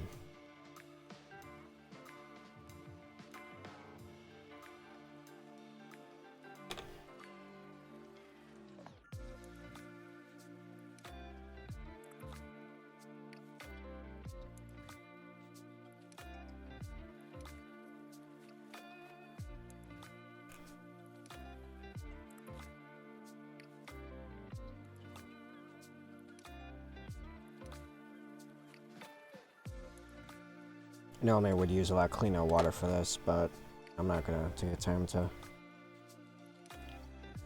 replace the water when I have so low of the stream remaining.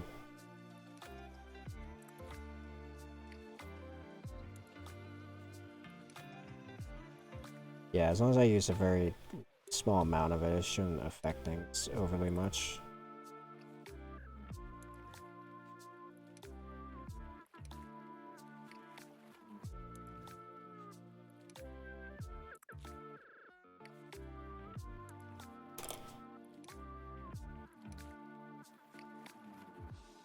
Ah, it's like already red.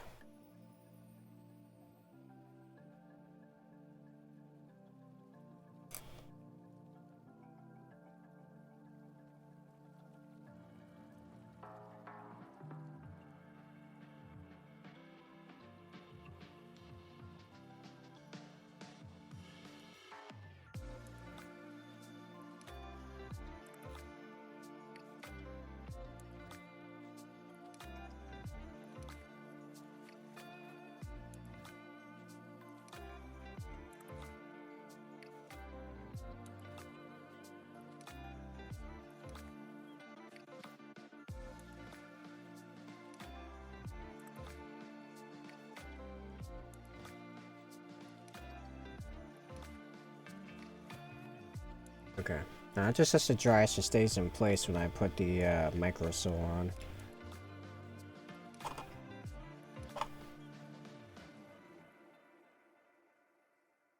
What do I want for a snack finish? I'm thinking some white cheddar popcorn. Yeah.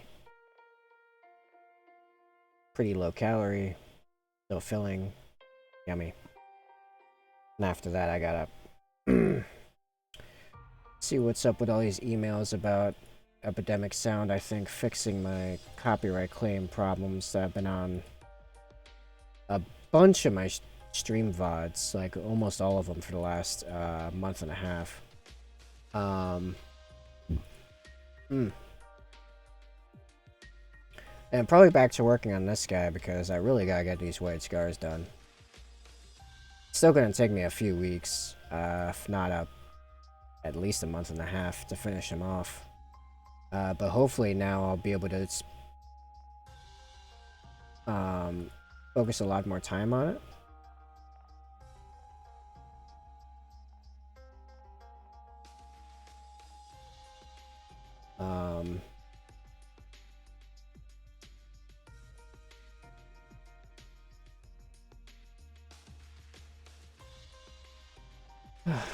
And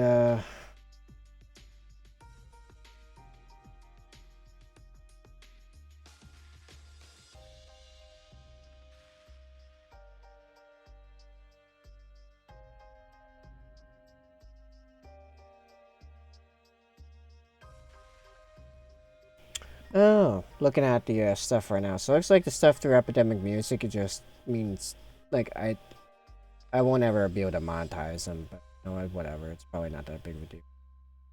But,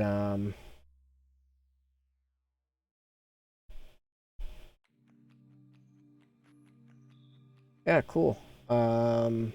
They did release a bunch of the copyright claims, but it's still all apparently a non-commercial license, but whatever, that's fine. I never really intended on making any serious money off monetization of like ad revenue or anything, because I never expected it to make enough or like get enough views on YouTube for that to be actually worth anything. I always intend to be primarily direct support from the viewers like you. Give me your money. No, I'm kidding. Now, soon I'll get bits. I'm hoping. We are growing slowly. It is happening. Yeah, I'm working on some other stuff that might allow me to keep doing this primarily for a bit longer than I thought before requiring to get a job, and maybe even like negating the need for a job like a normal job entirely. On as my normal businesses that I've been doing for the last like 7 years have been really faltering for the new economic situation. Popping some microsol on here. Are we looking at that bolt gun reference? We got that yet?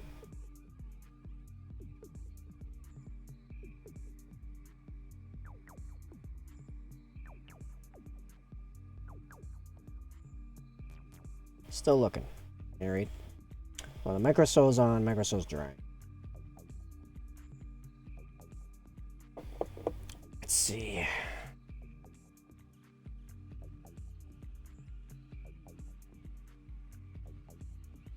So, looking at the rest of this, so we've got, I'm gonna do some planning. Try to figure out how long it'll take me to finish this guy. I think, like, theoretically, let's see, it's what, 4? Okay, now I stream at 8, so, like, obviously 2 more hours painting there. I could probably get another about 3 hours-ish of painting between now and then. So I might be able to finish this guy entirely today. If I hit it real hard, if I stay real, like, focused on it, I could probably finish this guy today. Because, like, we got one arm done. Okay. So the base is done. Torso and legs are done. Pistol arm is done.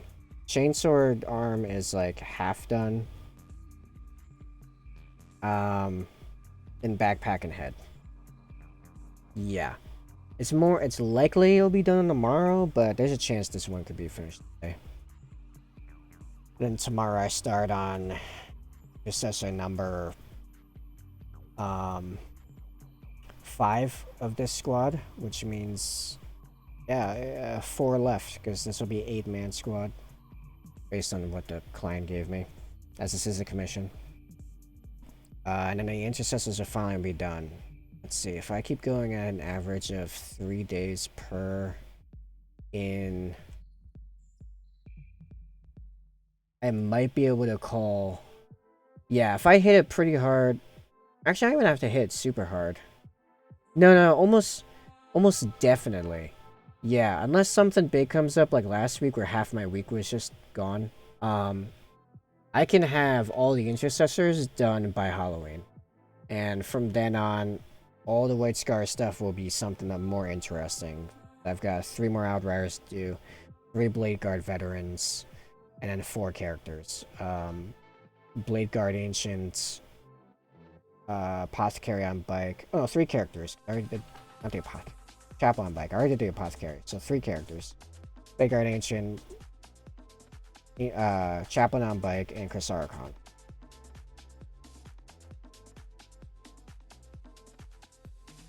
This commission needs to be done by Christmas. I'm gonna try.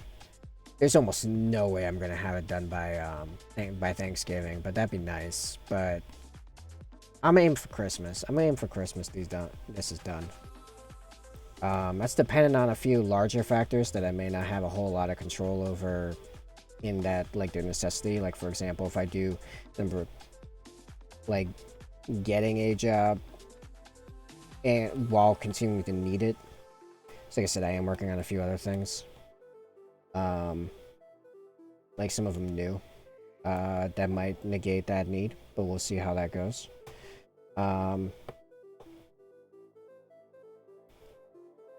But yeah, we're gonna be starting 2023 completely free of the White Scars, unless someone else, which a few people have trolled me about it. Someone else says, unless someone else commissions me for more White Scars. But yeah, my Christmas gift to myself will be painting Raven Guard. There might be a third-party project. Or like a custom chapter project. Oh no. I don't know where that deal kind of lies. It was a weird thing from a year ago. Anyway, I'm not gonna go into that. That one's a whole thing. Anyway. But it would be a cool streaming project. In any regard. Yeah, Senso, if you find that reference, send it, I mean, I would say probably the best bet is to probably join the Discord and, send it to me there. But yeah, I'm thinking I'm gonna stop the stream here. We're, 7 minutes over. I'm hungry. And wanting to get back to plugging away at this because I'm feeling the motivation to make serious project on this. Yeah, I know, right? When you see stuff like that, you wish you saved it. I feel you, man. Alright, have a good one, everyone. I will be back in about 4 hours, a little under 4 hours for 8 p.m. to 10 p.m. Eastern. Can't make that. I'll be back Wednesday, same time, 4 p.m. to 2 to 4 Eastern. Follow if you're watching on Twitch. Follow on Twitch.